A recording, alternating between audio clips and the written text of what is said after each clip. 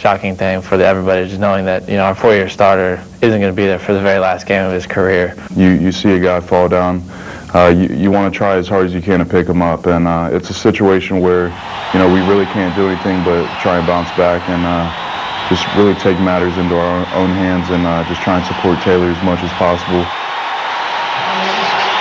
Now, Taylor Bennett from St. Louis started only his senior year in St. Louis.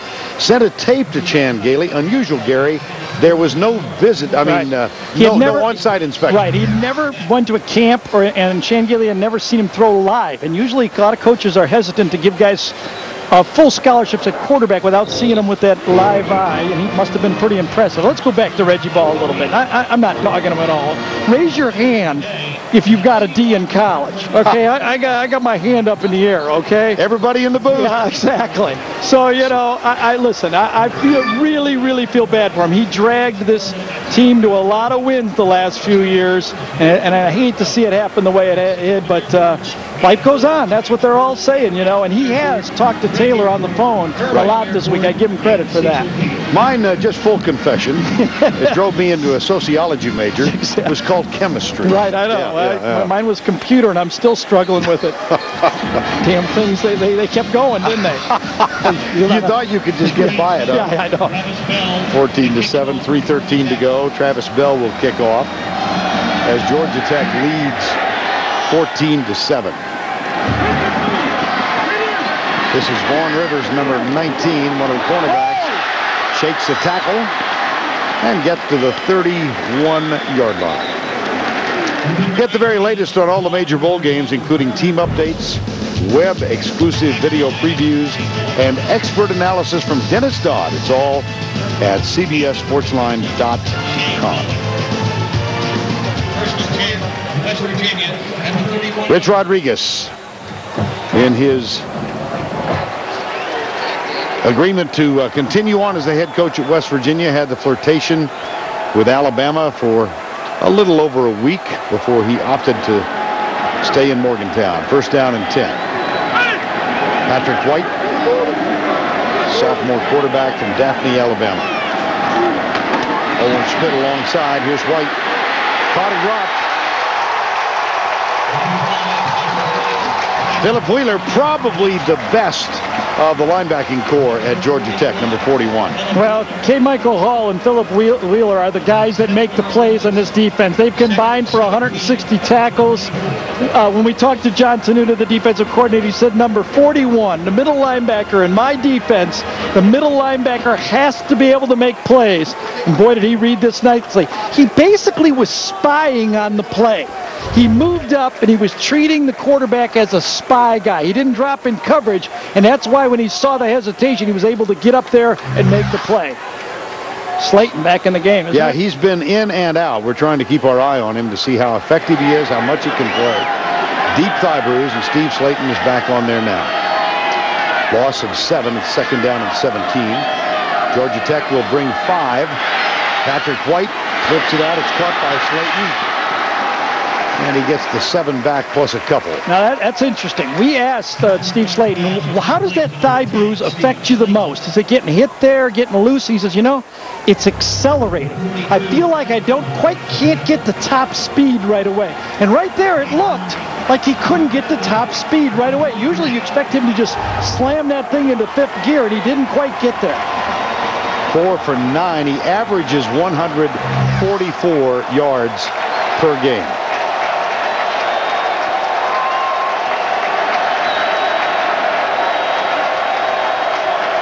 And again, Georgia Tech brings 5. Patrick White behind Steve Slayton. It'll be 4th down. Well, it is the South Florida game plan that West Virginia is seeing. As White, that ankle right there, he got run over. This is what South Florida did. In passing situations, they brought the house. And they came in on him. That way, K. Michael Hall just gets on him. And Patrick White, limping. Remember, he didn't get to play. And the Rutgers game, it was Jarrett Brown, and we may see Jarrett Brown again. Patrick White suffered the high ankle sprain in the loss to South Florida 5 weeks ago. And Jarrett Brown, very effective in the win over Rutgers, the triple overtime game. Here's the punt from McAfee. And a fair catch called and taken at the 25 3-yard line. 44 yards on the punt. Jarrett Brown. These are the totals against Rutgers. 244 yards. Had a big run as well. Yeah, he was something special. I mean, when your backup quarterback comes in and looks like this, you know your coaches are doing a great job evaluating players, because this is a guy that's on the bench. He could be playing for a lot of people, and you look at completely different, a different quarterback than Patrick Wright. He is a gunner. And so we might see him next offensive series as now Slayton and White. Same spot again for Calvin Johnson. Here's Bennett, flips it out for Calvin Johnson, and moves it out across the 30, out of bounds at the 32-yard line. John Holmes makes the tackle, number 1. This is what I'm talking about. You know, you look at that Clemson game, they could not get a completion to Calvin Johnson. That just can't happen. You know, you lose a game, obviously, when your best player, you know. Now look at this, the simple way to get him. If it's zone, you're going to throw the ball to him. Obviously, zone, throw him the football, get the ball in your playmaker's hand, and take your 6. Wow, that's a 9-yard gain. Amazing. Nothing. Gets 9 yards. And so on 2nd and 1, we have 1:06 to go. Opening quarter. Blitz. It's still loose. Yep, it is. And who got it?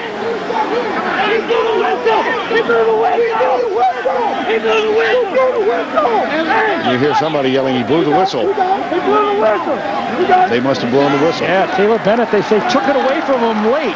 That's what they're saying. Taylor Bennett says, you know, if you break it, fix it. I dropped it, I better go get it, right? Yes.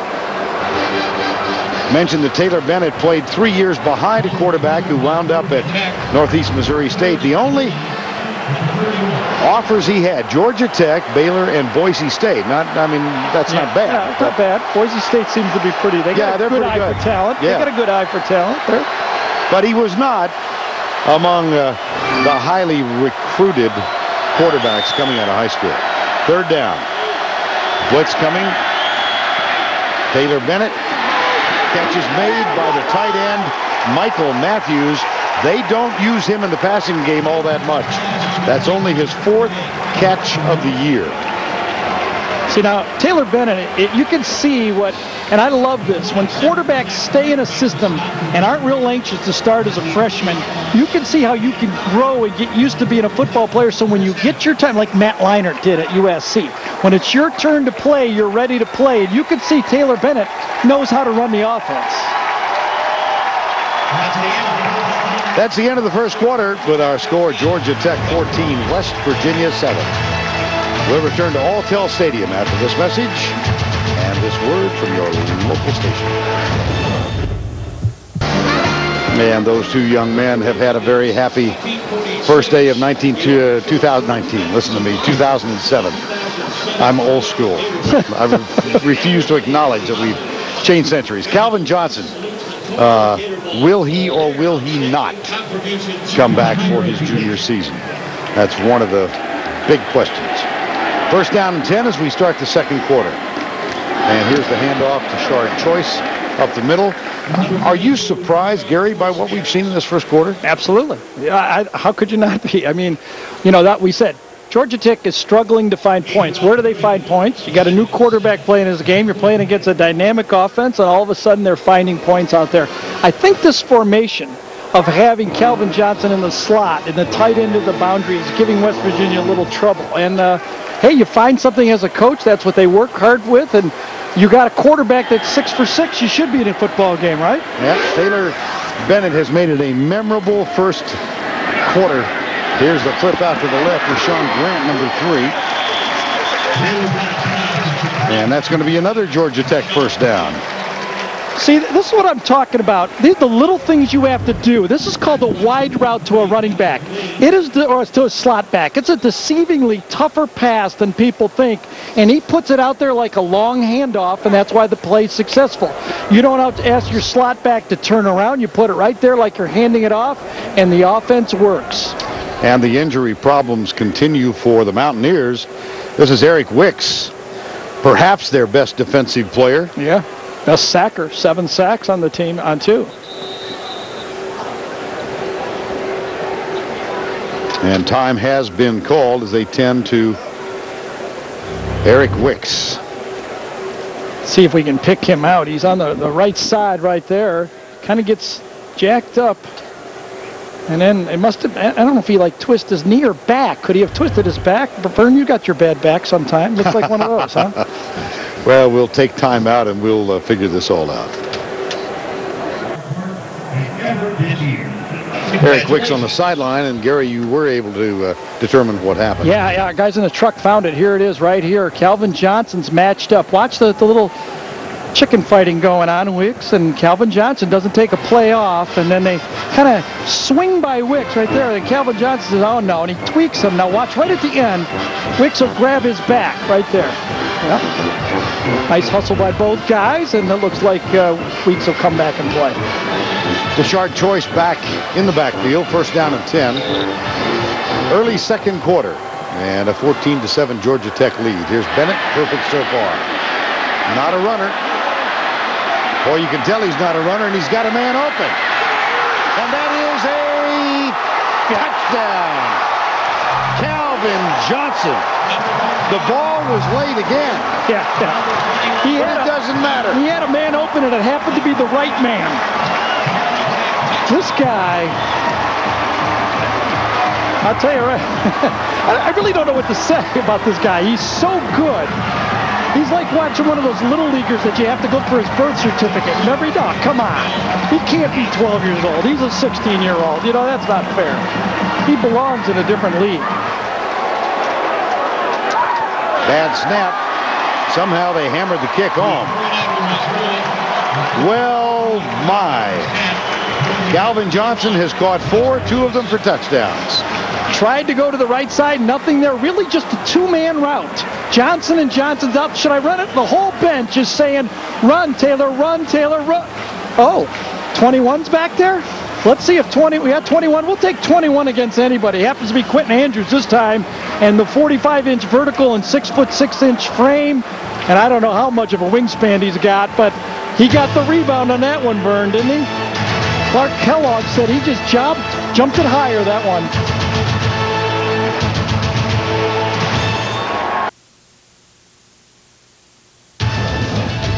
CBS Sports presentation of the Toyota Gator Bowl is sponsored by The Hartford. We know you're not preparing to retire, you're preparing to live. Vonage, a better way to phone for less. And by Dr. Pepper. With 23 flavors in every Dr. Pepper, there's more to it. Welcome back to the Calvin Johnson Show on New Year's Day from the Gator Bowl. He is such an impressive young man. His mom, Erica, with her doctorate degree. Calvin's mom, I think her father, Calvin Sr., just went out to meet with some guys from that other league. He's a very modest guy, but such an impressive young man. When you get a chance to sit down and spend a half an hour with him. Well, first of all, your breath is taken away when he walks in. Right. You know, he looks like a Sidney Wicks walking in. He's 6'7", and you know, he just huge hands and a great guy too. Yahiaoui kicks it out of bounds. Calvin Johnson's day has been pretty spectacular. Yeah, he's so patient running his routes. Watch this, a little stutter right there. Knows where the football is, gets his feet in, knows how to drag his feet. He's comfortable no matter where the ball is, doesn't mind getting hit. He's tough when he gets hit. And then obviously he can go upstairs a la Randy Moss. By the way, the Oakland Raiders have the first pick in the draft. Well, he can't last more than number 2 if he comes out. Detroit takes a receiver every year. Oh, goodness. Patrick White back in the game, though, huh? Yes, he is. Sun emerging from behind the clouds here in Jacksonville. First down and 10. 21-7, Georgia Tech. West Virginia scored on its first drive, 80 yards in 4 plays. And they haven't done much on either side of the ball since then. Steve Slayton with the carry. Let's go down to Tracy.